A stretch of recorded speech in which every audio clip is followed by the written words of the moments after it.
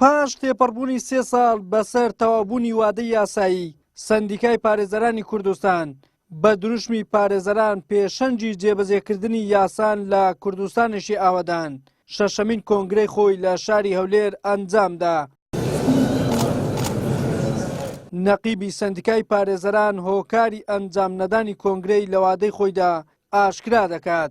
بەستنی کۆنگرە و دواکەوتنی کۆنگرە کە دەتوانم بە دڵنیاییەوە بە هەمووان ڕاگەینم کە هیچ مەرامێکی نە سیاسی نە کەسی بەدوادانەبووە و تەنها ڕەنگە بارودۆخەکەی هەرێم و هۆکاری تری کە سیاسی یاخود غەیری سیاسی بۆتە سەبەبی دواکەوتنی کۆنگرە. بۆیە لێرەوە داوای لێبوردن لە پارێزەرانی بەڕێز دەکەین کە لە دواکەوتنی کۆنگرە بەڵام بە خۆشحاڵی و ئەمڕۆ هەمومان لێرەین بۆ ئەوەی ئەم کۆنگرەیە بەستین و بەیەکەوە کار بکەین بۆ خزمەتکردنی پیشەکەمان و پارێزەرانی خۆشەویست. لە کۆی 114 ئەندام کە لە هەر 5 پارێزگاکە بەشداری کۆنگرەیان کردبوو 111 ئەندامیان سەر بە پارتی و یەکێتی بوون. هەریەکە لە کۆمەڵ و گۆڕان و یەگرتوش یەک ئەندامیان لە کۆنگرە هەیە. هەبوونی گەندەڵی و زاڵبوونی هەیمەنەی حیزب بەسەر سەندیکای پارێزەرانی نیگەران کردووە. ئەوان هیواخوازن کە ئەو کۆنگرەیە ببێتە وەرچەرخانێک بۆ بەرەو پێشبردننی کاری سەندیکا و پارێزەران لە کوردستان.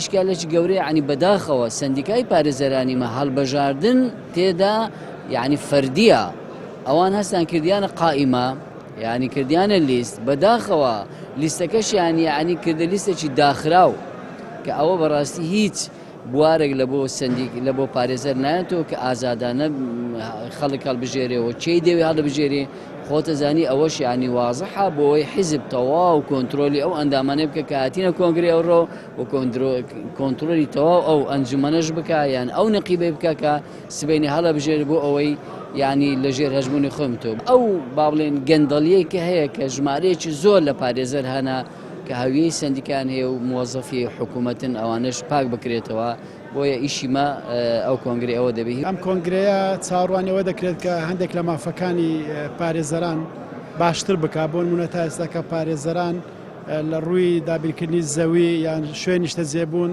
محرومن و هەروەها کۆمەڵێک باج و زەریبە لەستە پارێزەران هەیەکەوانە باریان قورس بۆ بە تایبەتی پارێزەرە گەنجەکان کە تاز دەبن ئەندامی سەندیکا یەشێ داواکاریەکان ئەوەیە هەندێک ئەو ڕسومات و بازانەی کە لەسەریانە سوک بکرێتن و ئێمە دەمانەوێت لەم کۆنگرێدا باس لەوە بکەین چۆن سەندیکای پارێزەرانی کوردستان ڕۆڵەشی کاراتری هەبێت لە یەکەم بەرقرارکردنی یاساکان هەندێک یاسای تا ئێستا کاغەزە و وەک خۆی ماوەتەوە دووەمیش چەسپاندنی دادپەروەری زیاتر لە هەرێمی کوردستان.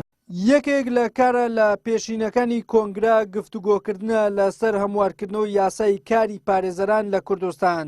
سەرۆکی پەرلەمانی کوردستانیش پشتگیری خۆی بۆ هەنگاوەکەی سەندیکا دەردەبڕێت. بە پێی سێزانم داواتان لێ بکەم کە لەم کۆنگرێ تاوتویەکی وردی هەردوو یاسای ژمارە 17 و ژمارە 18 ساڵی 1999 هەموارکرا و یاسای پارێزەرایەتی و یاسای خانەنشینی پارێزەران بکەن. چکە کۆنگرە باشترین دەرفەت بۆ بەشداریەکی کارای نوێنەرانی سەرجەم پارێزەران و خواستەکانیانە ڕەخسێنێ و دەتوانن ئەگەر کەم و کوڕیەک لەو دوو یاسایەدا هەبێ لەم دەرفەتە زێڕینە گفتوگۆی لەبارەوە بکەن.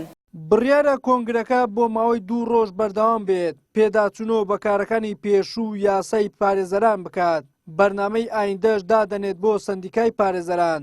پاشان وادەیەک دیاری دەکرێت کە کەی نەقیب و ئەندامانی سەندیکای پارێزەران هەڵبژێردرێن کە بە پێی یاسا نابێت لە مانگێک تێپەڕ بێت و لە یەکەمین کۆبوونەوە نەقیب و جێگر و لێژنەکانی نەقابە هەڵدەبژێردرێن. پاشان دەست دەکرێت بە هەڵبژاردننی لقەکان. وەلی سەلیم کەناڵی ئاسمانی پێم هەولێر.